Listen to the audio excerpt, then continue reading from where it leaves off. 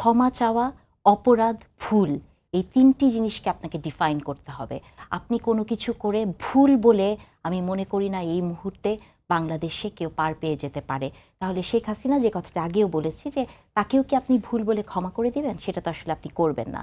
আমার ভাই অনেক কিছু বলেছেন জামাতে ইসলামীর যে কথাগুলো, কিন্তু দেখেন অফিসিয়াল প্যাড বা এটাও কিন্তু কোনো কথা না। জিনিসটিকে আপনাকে ৭১কে মেনশন করে বলতে হবে এবং আমি ক্ষমা করব কিনা সেটার দায় কিন্তু আমার নিজের। আপনি ক্ষমা চাইলেই তো হবে না, তাই না?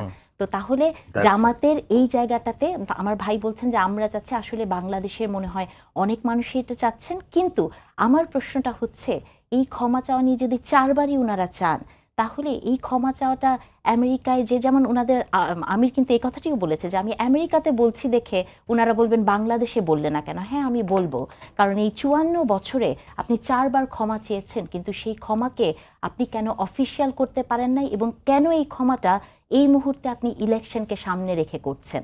দেখেন, ইলেকশনকে সামনে রেখে জামাত অনেক কিছু করছে। আপনি দেখেন, আমার ভাই বললেন জামাত কখনো পরিবর্তন হয় না, যা থাকে তাই। আপনি একটা সমস্যা হচ্ছে ভাইটা, আমি বলি আমার সময়টা খুব কম। মানে যেটা হয়েছে যে জামাত, ধরেন আপনার যে কথাটা আমি বলছিলাম যে যা ছিল তাই আছে। দেখেন, মাত্র ২ দিন আগে বলেছিল জামাত যে তারা সিগনেচার করবে না জুলাই সনদে, চলে গেলেন সেখানে কিন্তু সিগনেচার করে ফেললেন। তাহলে এটাও কি এক ধরনের এক্সাম্পল না যে জামাত আগের রাতে যা বলে পরের দিন জামাত বদলে যায়? জি।